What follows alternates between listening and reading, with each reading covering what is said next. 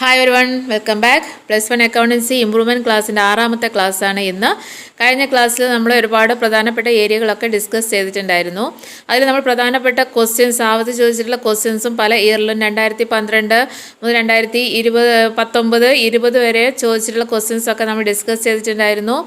ഇന്ന് questions discuss ചെയ്യുന്നില്ല, എങ്കിലും എക്സാമിന് ആവർത്തിച്ച് ചോദിച്ചിട്ടുള്ള ഏരിയകളാണ് നമ്മൾ ചർച്ച ചെയ്യാനായിട്ട് പോകുന്നത്. ക്വസ്റ്റ്യൻസ് നിങ്ങൾക്ക് HSS ലൈവ് വിസിറ്റ് ചെയ്ത് കഴിഞ്ഞാൽ നിങ്ങൾക്ക് പ്രീവിയസ് ഇയർ ക്വസ്റ്റ്യൻസ് പേപ്പേഴ്സ് ഇഷ്ടം പോലെ കിട്ടും. മറ്റ് മെറ്റീരിയൽസും അവൈലബിൾ ആണ്, ആവർത്തിച്ച് ചോദിച്ചിട്ടുള്ള ക്വസ്റ്റ്യൻസും ആൻസേഴ്സും വെച്ചിട്ട്. അപ്പോൾ അതുകൊണ്ട് പ്രധാനപ്പെട്ട ഏരിയകൾ ചർച്ച ചെയ്ത് പോവുകയാണ്. ഏകദേശം നമ്മുടെ എക്സാം നെക്സ്റ്റ് മന്തോടു കൂടി നടക്കുമെന്നുള്ള ഒരു വാർത്തയൊക്കെ വരുന്നുണ്ട്. അപ്പോൾ അതിൻ്റെ അടിസ്ഥാനത്തിലാണ് ഒന്ന് സ്പീഡാക്കുന്നത്. അപ്പോൾ എന്താണ് ബുക്സ് ഓഫ് ഒറിജിനൽ എൻട്രി? നിങ്ങൾക്കറിയാം, ബുക്സ് ഓഫ് ഒറിജിനൽ എൻട്രി എന്ന് പറഞ്ഞാൽ നമ്മുടെ ജേണൽ, ക്യാഷ് ബുക്ക്, അതുപോലെ purchase day book, sales day book, purchase return book, sales return book, bills receivable book, bills book, ഇങ്ങനെ 8 ബുക്ക് ഉണ്ട്. ഇതിനാണ് നമ്മൾ എന്തെന്ന് പറയുന്നത്? ബുക്സ് ഓഫ് ഒറിജിനൽ എൻട്രി അല്ലെങ്കിൽ പ്രൈം എൻട്രി എന്ന് പറയുന്നത്. അല്ല, ജേണൽ നമുക്കറിയാം. ജേണൽ എന്ന് പറഞ്ഞാൽ എന്താണ്? ഒരു ഡേ ടു ഡേ റെക്കോർഡാണ്, ഡെയിലി റെക്കോർഡാണ് ജേണൽ. ഫ്രഞ്ച് വേർഡായിട്ടുള്ള ജോർ എന്ന വാക്കിൽ നിന്നാണ് ഉണ്ടായിട്ടുള്ളത്. ജോർ എന്ന വാക്കിന് അർത്ഥം ഡേ ബുക്ക് എന്നാണെന്നൊക്കെ നമ്മൾ പഠിച്ചിട്ടുണ്ട്. അപ്പോൾ എന്തായാലും അത് ഡേ ബുക്കാണ്, ജേണൽ ഒരു ഡേ ബുക്കാണെന്ന് പഠിച്ചു വെക്കുക. ആ ജേണലിനാണ് നമ്മൾ books of original entry or books of prime entry എന്ന് പറയുന്നത്. ആ ജേണലിൻ്റെ സബ് ഡിവിഷൻസ് ആണ്, അതായത് ജേണലിനെ ഡിവൈഡ് ചെയ്തതാണ്, അതിൻ്റെ ഡിവിഷൻസ് ആണ് cash book, purchase book, sales day book, purchase return book, sales return book, bills receivable, bills payable book. അപ്പോൾ അത് എക്സാമിന് ചോദിക്കുക, ഏതൊക്കെയാണ് സ്പെഷ്യൽ പർപ്പസ് ബുക്സ്, അല്ലെങ്കിൽ ഏതൊക്കെയാണ് സ്പെഷ്യൽ ജേണൽസ്, അല്ലെങ്കിൽ ഏതൊക്കെയാണ് ഡേ ബുക്സ് എന്ന് ചോദിച്ചു കഴിഞ്ഞാൽ ഒറ്റ ആൻസറാണ് cash book, purchase book, sales book, purchase return book, sales return book, bills receivable book, bills payable book. ഒന്നും കൂടെ ഉണ്ട്, ജേണൽ പ്രോപ്പർ. അപ്പോൾ ഇത്രയും ബുക്സിനെയാണ് നമ്മൾ എന്തെന്ന് പറയുന്നത്? ബുക്സ് ഓഫ് ഒറിജിനൽ എൻട്രി എന്ന് പറയുന്നത്. നമ്മൾ ലെഡ്ജറിനെയാണ് ബുക്സ് ഓഫ് സെക്കൻഡറി എൻട്രി എന്ന് പറയുന്നത്. ബുക്സ് ഓഫ് ഒറിജിനൽ എൻട്രി ഏതാണ്? ജേണൽസ് ആണ്. ക്യാഷ് ബുക്കും പർച്ചേസ് ഡേ ബുക്കും സെയിൽസ് ഡേ ബുക്കൊക്കെയാണ് ഏത്? Books of original entry. അപ്പോൾ ബുക്സ് ഓഫ് ഒറിജിനൽ എൻട്രിക്ക് മറ്റൊരു പേര് കൂടെ ഉണ്ട്, ബുക്സ് ഓഫ് പ്രൈം എൻട്രി എന്ന പേരിലും കൂടെ പറയാറുണ്ട്. അപ്പോൾ ഇതിൽ ഓരോന്നും എന്തിനാണ് ഉപയോഗിക്കുന്നത് എന്നുള്ളതാണ് ഓരോ ഡേ ബുക്കും. അതിൽ ക്യാഷ് ബുക്ക് നമുക്കറിയാം, to record all cash transactions, എല്ലാ ക്യാഷ് ട്രാൻസാക്ഷൻസും, അതായത് ക്യാഷ് റെസിപ്റ്റ്സും പേയ്മെൻറ്റ്സും റെക്കോർഡ് ചെയ്യാനാണ് ഇത് cash book. Purchase day book to record credit purchases, credit purchases record ചെയ്യാനുള്ളതാണ് ഇത് പർച്ചേസ് ഡേ ബുക്ക്. അപ്പോൾ പർച്ചേസ് ഡേ ബുക്കിൽ ഉപയോഗിക്കുന്ന സോഴ്സ് ഡോക്യുമെൻ്റ് ഏതാണെന്ന് ചോദിക്കാറുണ്ട്, അതാണ് ഇത് invoice number. Then sales day book നമ്മൾ ഉപയോഗിക്കുന്നത് എന്തിനാണ്? To record credit sales record ചെയ്യാൻ വേണ്ടിയാണ് സെയിൽസ് ഡേ ബുക്ക് ഉപയോഗിക്കുന്നത്. അവിടെ ഉപയോഗിക്കുന്ന സോഴ്സ് ഡോക്യുമെൻ്റ് ഏതാണെന്ന് എക്സാമിന് ചോദിക്കാം, അത് ഇൻവോയ്സ് നമ്പറാണ്. Then next purchase return book എന്തിനാണ് നമ്മൾ ഉപയോഗിക്കുന്നത്? അതായത് കടമായിട്ട് സാധനങ്ങൾ വാങ്ങിയത് തിരിച്ചു കൊടുക്കുകയാണെന്നുണ്ടെങ്കിൽ അത് റെക്കോർഡ് ചെയ്യാൻ വേണ്ടിയിട്ടാണ്. To record return of purchased goods on credit. അവിടെ നമ്മൾ ഉപയോഗിക്കുന്ന സോഴ്സ് ഡോക്യുമെൻ്റ് ആണ് ഡെബിറ്റ് നോട്ട്. മോസ്റ്റ് ഇമ്പോർട്ടൻ്റ് ആണ് കേട്ടോ. പർച്ചേസ് റിട്ടേൺ ബുക്കിൽ ഉപയോഗിക്കുന്ന സോഴ്സ് ഡോക്യുമെൻ്റ് ഏതാണെന്ന് ചോദിച്ചു കഴിഞ്ഞാൽ ഡെബിറ്റ് നോട്ടാണ്. സെയിൽസ് റിട്ടേൺ ബുക്കിൽ ഉപയോഗിക്കുന്നത് അപ്പോൾ ഏതാണ്? Credit note. പർച്ചേസ് നമ്മൾ ഡെബിറ്റ് ചെയ്യാറാണ്, അപ്പോൾ അത് ഡെബിറ്റ് നോട്ടാണെന്ന് ഓർത്ത് വെക്കുക. സെയിൽസിനെ നമ്മളെപ്പോഴും ക്രെഡിറ്റ് ചെയ്യാണ് ചെയ്യുന്നത്, അപ്പോൾ അവിടെ ഉപയോഗിക്കുന്ന സോഴ്സ് ഡോക്യുമെൻറ്റ് ക്രെഡിറ്റ് നോട്ടാണെന്നുള്ളത് ഓർത്ത് വെച്ച് കഴിഞ്ഞാൽ മാറിപ്പോവില്ല കേട്ടോ. അപ്പോൾ സെയിൽസ് റിട്ടേൺ ബുക്ക് എന്തിനാണ് ഉപയോഗിക്കുന്നത്? To record return of goods sold on credit. കടമായിട്ട് സാധനങ്ങൾ വിറ്റ് തിരിച്ചു വരികയാണെന്നുണ്ടെങ്കിൽ അത് റെക്കോർഡ് ചെയ്യാനുള്ളതാണ്. അപ്പോൾ ക്യാഷിന് പർച്ചേസ് ചെയ്യുകയോ ക്യാഷിന് വിൽക്കുകയോ ചെയ്ത് കഴിഞ്ഞാൽ അതെവിടെ റെക്കോർഡ് ചെയ്യും? ക്യാഷ് ബുക്കിൽ. ക്യാഷായിട്ട് ബന്ധപ്പെട്ട എല്ലാ കാര്യങ്ങളും ക്യാഷ് ബുക്കിൽ. ദെൻ ബിൽസ് റിസീവബിൾ, ബിൽസ് കിട്ടാനുള്ളത് റെക്കോർഡ് ചെയ്യാൻ ബിൽസ് റിസീവബിൾ, ബിൽസ് കൊടുക്കാനുള്ളതാണ് ഏത്? Bills payable. To record bills payable. ഇനി ജേണൽ പ്രോപ്പർ എന്ന് പറയുന്ന പുസ്തകമാണ്, അത് പലപ്പോഴും എക്സാമിന് ചോദിക്കുന്നതാണ്. അതായത് നമ്മൾ ഇത്രയും പറഞ്ഞ ഡേ ബുക്സ് ഏതൊക്കെ? Cash book, purchase day book, sales day book, purchase return book, sales return book, bills receivable, bills payable book. ഇതിലൊന്നും റെക്കോർഡ് ചെയ്യാത്തതായിട്ടുള്ള കാര്യങ്ങൾ റെക്കോർഡ് ചെയ്യാനായത് ജേണൽ പ്രോപ്പർ. അതായത് അസറ്റിൻ്റെ ക്രെഡിറ്റ് പർച്ചേസും സെയിൽസും റെക്കോർഡ് ചെയ്യാനുള്ളതാണ്. അതായത് കടമായിട്ട് അസറ്റ് വാങ്ങുകയോ കടമായിട്ട് അസറ്റ് വിൽക്കുകയോ ചെയ്തു കഴിഞ്ഞാൽ അത് റെക്കോർഡ് ചെയ്യാനുള്ളതാണ് ഏത്? Journal proper. Purchase day book ഏതായിരുന്നു? കടമായിട്ട് അസറ്റ് അല്ല, അവിടെ കടമായിട്ട് ഗുഡ്സ് പർച്ചേസ് ചെയ്യുന്നുണ്ടെങ്കിൽ പർച്ചേസ് ഡേ ബുക്ക്. കടമായിട്ട് അസറ്റ് പർച്ചേസ് ചെയ്ത് കഴിഞ്ഞാൽ ജേണൽ പ്രോപ്പറിലാണ് റെക്കോർഡ് ചെയ്യുന്നത്. കടമായിട്ട് ഗുഡ്സ് വിറ്റ് കഴിഞ്ഞാൽ സെയിൽസ് ഡേ ബുക്കിൽ, കടമായിട്ട് അസറ്റ് വിറ്റ് കഴിഞ്ഞാൽ അത് ഏത് ബുക്കിലാണ്? ജേണൽ പ്രോപ്പറിൽ.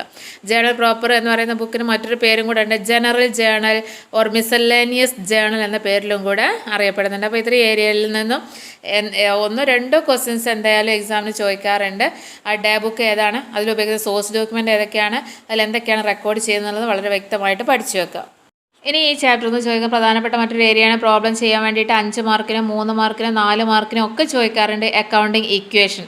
അക്കൗണ്ടിങ് ഇക്വേഷൻ നമുക്കറിയാം, assets is equal to liabilities plus capital, capital is equal to assets minus liability, liability is equal to assets minus capital, assets minus liability minus capital is equal to 0. Accounting equation നന്നായിട്ട് പഠിച്ചേക്കണം. 1 മാർക്കിന് പലപ്പോഴായിട്ട് question ചോദിച്ചിട്ടുണ്ട്. അത് accounting equations എല്ലാം തന്നിട്ട് നമ്മുടെ ഏതാണ് കറക്റ്റ് എന്ന് ചോദിക്കാറുള്ളത്. അതിനേക്കാളും കൂടുതലായിട്ട് നമുക്ക് പ്രോബ്ലം ചെയ്യാനായിട്ട് ചോദിക്കാറുണ്ട്.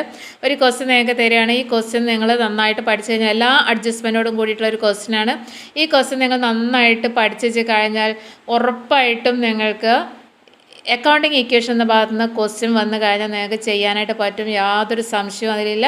അപ്പോൾ അതിന് എല്ലാ അഡ്ജസ്റ്റ്മെൻറ്റോടും കൂടിയിട്ട് ഒരൊറ്റ ക്വസ്റ്റ്യനാണ് നമ്മൾ ചെയ്യാൻ പോകുന്നത്. ഈ ക്വസ്റ്റ്യൻ തന്നെ നിങ്ങൾ പല ആവർത്തി ചെയ്ത് പഠിച്ചു കഴിഞ്ഞാൽ നിങ്ങൾക്ക് പബ്ലിക് എക്സാമിന്, അതായത് നമ്മുടെ ഇമ്പ്രൂവ്മെൻ്റ് എക്സാമിന് നിങ്ങൾക്ക് തീർച്ചയായിട്ടും ഇതിൽ മാർക്ക് 5 മാർക്കിനാണെങ്കിൽ 5 മാർക്ക് തന്നെ നിങ്ങൾക്ക് ലഭിക്കും. അപ്പോൾ നമുക്കൊരു ക്വസ്റ്റ്യൻ നോക്കാം. Show the impact of the following transactions on the accounting equation. അതായത് താഴെ തന്ന ട്രാൻസാക്ഷൻസ് അക്കൗണ്ടിങ് ഇക്വേഷനിൽ എങ്ങനെയാണ് കാണിക്കുന്നത് എന്നുള്ളതാണ്. അപ്പോൾ വേറെ രീതിയിലും ചോദ്യം ചോദിക്കാം. ഗിവ് അക്കൗണ്ടിങ് ഇക്വേഷൻ, കുറേ ട്രാൻസാക്ഷൻ തന്നിട്ട് ഗിവ് അക്കൗണ്ടിങ് ഇക്വേഷൻ നൽകുക. അപ്പോൾ പലപ്പോഴും കുട്ടികൾ ചെയ്യുന്നൊരു കാര്യമുണ്ട്, assets is equal liability plus capital എന്ന് എഴുതിയാണ് നിർത്തും. അങ്ങനെ ചെയ്യരുത്. ഒരുപാട് ട്രാൻസാക്ഷൻസ് തന്നുകൊണ്ട് ഗിവ് അക്കൗണ്ടിങ് ഇക്വേഷൻ എന്ന് പറഞ്ഞു കഴിഞ്ഞാൽ നമ്മളവിടെ അക്കൗണ്ടിങ് ഇക്വേഷൻ സ്റ്റേറ്റ്മെൻ്റ് ആണ് ചെയ്യേണ്ടത്, അല്ലാതെ അക്കൗണ്ടിങ് ഇക്വേഷൻ മാത്രം എഴുതി വെച്ചിട്ട് കാര്യമില്ല. മനസ്സിലായല്ലോ? ട്രാൻസാക്ഷൻസ് ക്വസ്റ്റ്യനിൽ കാണുകയാണ്, എന്നിട്ട് ഗിവ് അക്കൗണ്ടിങ് ഇക്വേഷൻ എന്ന് പറഞ്ഞു കഴിഞ്ഞാൽ assets is equal liabilities plus capital എന്ന് മാത്രം എഴുതിയാൽ മാർക്ക് കിട്ടില്ല. അവിടെ നമ്മൾ സ്റ്റേറ്റ്മെൻറ്റ് വരച്ചുകൊണ്ട് ചെയ്യണം. അപ്പോൾ ക്വസ്റ്റ്യൻ ഇതാണ്, Umesh started business with rupees 5 lakh, 5 ലക്ഷം രൂപ വെച്ചിട്ട് ഉമേഷ് ബിസിനസ് സ്റ്റാർട്ട് ചെയ്യുന്നു. പർച്ചേസ്ഡ് മെഷീനറി ഫോർ റുപ്പീസ് 50,000, 50,000 രൂപയ്ക്ക് മെഷീനറി വാങ്ങി. Purchased goods for 1 lakh on credit from Raju, രാജുവിൻ്റെ കയ്യിൽ നിന്നും കടമായിട്ട് 1 ലക്ഷം രൂപയ്ക്ക് സാധനങ്ങൾ വാങ്ങി. Deposit 2 lakh in bank, bank 2 ലക്ഷം രൂപ നിക്ഷേപിച്ചു. പർച്ചേസ്ഡ് ഫർണിച്ചർ ഫോർ റുപ്പീസ് 25,000 രൂപയ്ക്ക് ഫർണിച്ചർ വാങ്ങി. Introduce additional capital of rupees 50,000, 50,000 രൂപയ്ക്ക് അഡീഷണൽ ക്യാപിറ്റൽ ഇൻട്രൊഡ്യൂസ് ചെയ്തു. Purchased goods for cash rupees 2 lakh, 2 ലക്ഷം രൂപയ്ക്ക് സാധനങ്ങൾ വാങ്ങി. റിസീവ്ഡ് ഇൻട്രസ്റ്റ് റുപ്പീസ് 1,000, 1000 രൂപ ഇൻട്രസ്റ്റ് പലിശ സ്വീകരിച്ചു. പെയ്ഡ് റെൻറ്റ് റുപ്പീസ് 1,600 രൂപ വാടക കൊടുത്തു.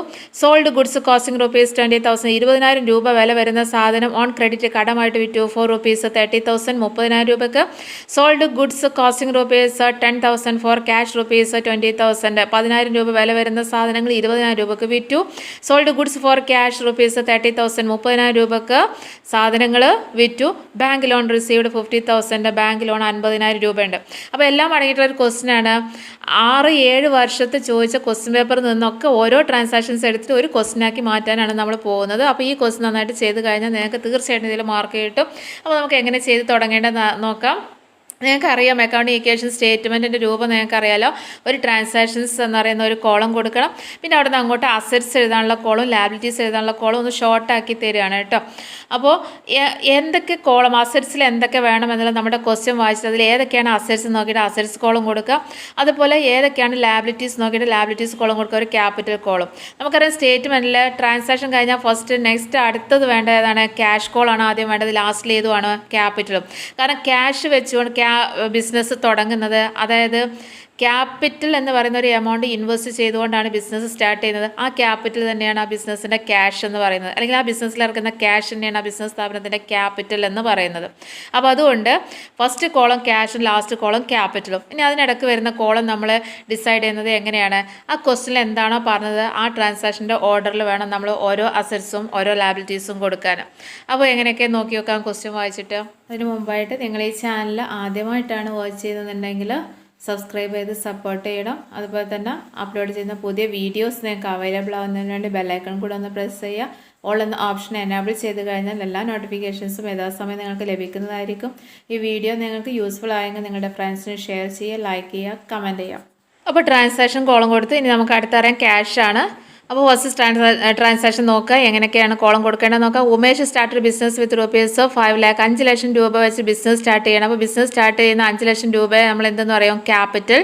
അത് തന്നെയാണ് എന്തെന്ന് പറയുന്നത്? ക്യാഷ്. അപ്പോൾ ഒന്ന് ഏതാണ്? ക്യാഷ് കോളും ക്യാപിറ്റൽ കോളും.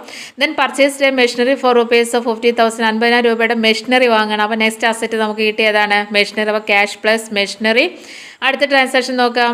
Purchased goods for rupees 1 lakh on credit from Raju. കടമായിട്ടാണ് സാധനം വാങ്ങിയത്. അപ്പോൾ കടമായിട്ട് സാധനം വാങ്ങുമ്പോൾ അവിടെ ആരുണ്ടാവും? ക്രെഡിറ്റേഴ്സ് ഉണ്ടാവും. അത് പ്രത്യേകം നോട്ട് ചെയ്ത് പഠിച്ചു വെക്കേണ്ട കാര്യമാണ്. കടമായിട്ട് സാധനങ്ങൾ വാങ്ങിക്കഴിഞ്ഞാൽ പർച്ചേസ് ചെയ്താൽ ക്രെഡിറ്റേഴ്സ് എന്ന് പറയുന്ന കോളും, കടമായിട്ട് സാധനം വിറ്റ് കഴിഞ്ഞാൽ സോൾഡ് ഗുഡ്സ് ഓൺ ക്രെഡിറ്റ്, കടമായിട്ട് വിറ്റ് കഴിഞ്ഞാൽ അവിടെ ആരും ഉണ്ടാവും? വാങ്ങാനുള്ള ആൾ ഡെപ്റ്റേഴ്സ്. അപ്പോൾ ഡെപ്റ്റേഴ്സ് എന്ന് പറയുന്ന അസറ്റിലും വരും, ക്രെഡിറ്റേഴ്സ് ലാബിലിറ്റിയിലും. അപ്പോൾ എന്തായാലും ഇവിടെ ക്രെഡിറ്റേഴ്സ് ആണ്. അപ്പോൾ ഇവിടെ വരണം ലാബിലിറ്റി സൈഡിൽ creditors first column. Then deposit rupees 2 lakh in bank. Bank 2 ലക്ഷം രൂപ ഡെപ്പോസിറ്റ് ചെയ്ത് പറഞ്ഞാൽ അതെന്താണ്? ക്യാഷാണ്. അപ്പോൾ അതിനായിട്ട് നമുക്ക് ബാങ്ക് എന്ന് പറയുന്ന ഒരു കോളം കൊടുക്കാം. കാരണം ബാങ്കിൽ ഡെപ്പോസിറ്റ് ചെയ്യുകയാണല്ലോ. അപ്പോൾ ഒരു കോളം എന്തെന്ന് കൊടുക്കാം? ബാങ്ക്. അപ്പോൾ മെഷീനറി കഴിഞ്ഞ് കഴിഞ്ഞാൽ bank. Then purchase furniture four rupees 25,000. അതായത് ഫർണിച്ചറാണ് വാങ്ങുന്നത് നെക്സ്റ്റ്. അപ്പോൾ എന്തെന്ന് കൊടുക്കണം? ഫർണിച്ചർ എന്നുള്ള കോളം. അതിനിടയ്ക്ക് ഒരു ഗുഡ്സ് നമ്മൾ പറഞ്ഞിട്ടുണ്ടായിരുന്നു, കടമായിട്ട് ഗുഡ്സ് വാങ്ങി എന്നുള്ളത്. അപ്പോൾ കടമായിട്ട് ഗുഡ്സ് വാങ്ങുമ്പോൾ സ്റ്റോക്ക് എന്ന് പറയുന്ന ഒരു കോളം കൊടുക്കണം. പിന്നെ ക്രെഡിറ്റേഴ്സ് എന്ന് പറയുന്ന കോളം. അപ്പോൾ എന്തൊക്കെയായി? Cash plus machinery plus stock plus bank. പിന്നെ അടുത്ത ട്രാൻസാക്ഷൻ നമ്മൾ പറഞ്ഞു ഫർണിച്ചർ. ഇനി എന്തെങ്കിലും ഉണ്ടോ എന്ന് നോക്കണം. പിന്നെ ലാബിലിറ്റി സൈഡിൽ ക്രെഡിറ്റേഴ്സ് എന്ന് പറയുന്ന ഒരു കോളം കൂടെ വന്നു. ദെൻ അടുത്ത ട്രാൻസാക്ഷൻ നോക്കിയൊക്കെ introduced additional capital. Additional capital introduce ചെയ്തതാണ്. അപ്പോൾ ക്യാപിറ്റൽ ഇൻട്രൊഡ്യൂസ് ചെയ്യാൻ വീണ്ടും ക്യാപിറ്റൽ എമൗണ്ട് കൊണ്ടുവരിക. അപ്പോൾ എന്താണ്? ക്യാഷ് കോളവും ക്യാപിറ്റൽ കോളത്തിലാണ് കൊടുക്കുക. ദെൻ അടുത്ത് purchased goods for cash. Cash കൊടുത്തിട്ട് 2 ലക്ഷം രൂപ കൊടുത്തിട്ട് ഗുഡ്സ് പർച്ചേസ് ചെയ്യുന്നു. അപ്പോൾ അതെവിടെ വരണം? സ്റ്റോക്കിൽ. സ്റ്റോക്ക് ഓൾറെഡി കൊടുത്തിട്ടുണ്ട്. ദെൻ റിസീവ്ഡ് ഇൻട്രസ്റ്റ്, പലിശ സ്വീകരിക്കുകയാണ്. അപ്പോൾ അവിടെ ഇൻട്രസ്റ്റ് എന്ന് പറയുന്ന ഒരു സാധനമൊന്നുമില്ല, അത് ക്യാഷാണ്. അപ്പോൾ അത് ഏത് കോളത്തിൽ വരും? ക്യാഷ് കോളത്തിലും ക്യാപിറ്റൽ കോളത്തിലും വരും. അപ്പോൾ പ്രത്യേകിച്ച് ഒരു കോളത്തിൻ്റെ ആവശ്യമില്ല. ദെൻ പെയ്ഡ് റെൻറ്റ് റുപ്പീസ് 1,600 രൂപ വാടക കൊടുത്തപ്പോൾ റെൻറ്റ് എന്ന് പറയുന്ന ഒരു സാധനമല്ല. വാടക കൊടുക്കുമ്പോൾ ക്യാഷ് കുറയും, അതുപോലെ തന്നെ ക്യാപിറ്റലിൽ നിന്ന് കുറയും. അപ്പോൾ പ്രത്യേകിച്ച് ഒരു കോളം വേണ്ട. ദെൻ അടുത്ത് സോൾഡ് ഗുഡ്സ്, സാധനങ്ങൾ വിൽക്കുകയാണ്. സ്റ്റോക്കിനെ കുറിച്ച് നമ്മൾ നേരത്തെ പറഞ്ഞിട്ടുണ്ട്. പക്ഷേ എങ്ങനെയാണ് വിൽക്കുന്നത്? ഓൺ ക്രെഡിറ്റ്, കടമായിട്ടാണ് സാധനങ്ങൾ വിൽക്കുന്നത്. അപ്പോൾ അവിടെ ആരുണ്ടാവും? കടമായിട്ട് വാങ്ങുന്ന ആൾ വേണം, ഡെപ്റ്റേഴ്സ്. ഡെപ്റ്റേഴ്സ് എന്ന് പറഞ്ഞാൽ അസറ്റും ക്രെഡിറ്റേഴ്സ് ലാബിലിറ്റിയാണ്. അപ്പോൾ ഡെപ്റ്റേഴ്സ് എവിടെ വരണം? അസറ്റ് സൈഡിൽ വരണം. അപ്പോൾ അസറ്റ് സൈഡിൽ എന്തൊക്കെയായി? Cash plus machinery plus stock plus bank plus furniture plus debtors എന്നായി. ഇനി എന്താ പറയുന്നത് നോക്കാം. സോൾഡ് ഗുഡ്സ് കോസ്റ്റിംഗ് റുപ്പീസ്, വീണ്ടും സാധനങ്ങൾ വിൽക്കുന്നത് തന്നെയാണ്. ക്യാഷാണ് പറയുന്നത്. ക്യാഷ് കോളം ഓൾറെഡി അവിടെ ഉണ്ട്. ഇനി സോൾഡ് ഗുഡ്സ് ഫോർ ക്യാഷ്, വീണ്ടും അത് തന്നെയാണ്. ക്യാഷിന് സാധനങ്ങൾ വിൽക്കുന്നു, അവിടെ ഓൾറെഡി ക്യാഷ് കോളം ഉണ്ട്. ദെൻ ബാങ്ക് ലോൺ റിസീവ്ഡ്, അവിടെ നമുക്ക് ലോൺ റിസീവ് ചെയ്തു എന്ന് പറയുന്നതിന് നമുക്ക് ക്യാഷും ക്യാപിറ്റലാണ് ചേഞ്ചസ് വരും. അപ്പോൾ ആ കോളം അവിടെ ഉണ്ട്. അപ്പോൾ നമുക്ക് ഇനി ഇത് എങ്ങനെയൊക്കെ ചെയ്യാൻ നോക്കാം. കോളംസ് ഏതൊക്കെയാണെന്ന് നമ്മൾ ഡിസൈഡ് ചെയ്തു. ഇനി ആ കോളമൊക്കെ വരച്ച് കഴിഞ്ഞിട്ട് ഓരോ ട്രാൻസാക്ഷൻസിൻ്റെ കോളത്തിൽ എഴുതിക്കൊണ്ട് നമുക്ക് ചെയ്തു നോക്കാം. അപ്പോൾ ഏതൊക്കെ column? Cash plus machinery plus stock plus bank plus furniture plus debtors. പിന്നെ ലാബിലിറ്റി സൈഡിൽ ക്രെഡിറ്റേഴ്സ് പ്ലസ് ലോൺ ഉണ്ട്, ബാങ്ക് ലോൺ ഉണ്ട്. അപ്പോൾ ലോണ് പ്ലസ് ക്യാപിറ്റൽ. അപ്പോൾ ഇങ്ങനെയാണ് കോളം പ്രൊവൈഡ് ചെയ്യുന്നത്. ഇനി നിങ്ങളൊന്ന് ചെയ്ത് നോക്കുക. കോളം പ്രൊവൈഡ് ചെയ്യുന്നത് നല്ലോണം മനസ്സിലാക്കിയിട്ട് ചെയ്യുക. ഓരോ ട്രാൻസാക്ഷൻസും വായിച്ചിട്ട് ആ ട്രാൻസാക്ഷനിൽ എന്താണോ പറഞ്ഞത് അതിനനുസരിച്ചിട്ടാണ് നമ്മൾ അസറ്റ്സും ഇക്വിറ്റീസും കോളം കൊടുക്കുന്നത്. നമ്മുടെ അസറ്റ്സിൻ്റെ കോളമാണ് ഇത് cash, machinery, stock, bank, furniture, debtors. Equities വരുന്നതാണ് ക്രെഡിറ്റേഴ്സ്, ലോണ്, ക്യാപിറ്റൽ. അപ്പോൾ അസറ്റ്സ് ഈസിക്കൽ ടു ഇക്വിറ്റീസ്. അപ്പോൾ ട്രാൻസാക്ഷൻ അനുസരിച്ചിട്ടാണ് കൊടുക്കേണ്ടത്. നന്നായിട്ട് മനസ്സിലാക്കി വെക്കുക. എന്നിട്ട് തനിയെ ഒന്ന് ചെയ്ത് നോക്കുക. അപ്പോൾ നിങ്ങൾ ചെയ്ത് നോക്കുമ്പോൾ എന്തെങ്കിലും മിസ്റ്റേക്സ് ഉണ്ടെന്നുണ്ടെങ്കിൽ അടുത്ത വീഡിയോയിൽ ഇത് കറക്റ്റായിട്ട് ചെയ്ത് കാണിക്കും. അപ്പോൾ അത് നോക്കിയിട്ട് നിങ്ങൾ ചെക്ക് ചെയ്ത് കഴിഞ്ഞാൽ ഒരിക്കലും നിങ്ങൾക്ക് മറക്കാതെ പരീക്ഷയ്ക്ക് അത് ചെയ്യാനായിട്ട് പറ്റുകയും ചെയ്യും. എന്തായാലും എല്ലാ അഡ്ജസ്റ്റ്മെൻറ്റോടും കൂടിയിട്ട് ഒരു ക്വസ്റ്റ്യനാണിത്. ഇത് ചെയ്ത് കഴിഞ്ഞാൽ നിങ്ങൾക്ക് വേറൊരു ക്വസ്റ്റ്യൻ ചെയ്ത് പഠിക്കേണ്ട ആവശ്യമൊന്നുമില്ല. ഇത് തന്നെ വീണ്ടും വീണ്ടും ചെയ്ത് പഠിച്ചു കഴിഞ്ഞാൽ നിങ്ങൾക്ക് ഉറപ്പായിട്ടും ഈ ഭാഗത്തു നിന്നുള്ള മാർക്ക് 5 മാർക്കാണെന്നുണ്ടെങ്കിലും 3 മാർക്കാണെന്നുണ്ടെങ്കിലും അത് നിങ്ങൾക്ക് കിട്ടുക തന്നെ ചെയ്യും. അപ്പോൾ സ്വന്തമായിട്ട് ചെയ്യാനുള്ള ശ്രമം നടത്തി നോക്കുക. ഓക്കെ, അപ്പോൾ കോളം പ്രൊവൈഡ് ചെയ്യുന്നതിൽ എന്തെങ്കിലും ഡൗട്ട്സ് ഉണ്ടെന്നുണ്ടെങ്കിൽ നിങ്ങൾക്ക് ചോദിക്കാവുന്നതാണ്. തീർച്ചയായിട്ടും ക്ലിയർ ചെയ്തു തരും. അപ്പോൾ നമുക്ക് അടുത്ത ക്ലാസ്സിൽ കാണാം. Okay, thank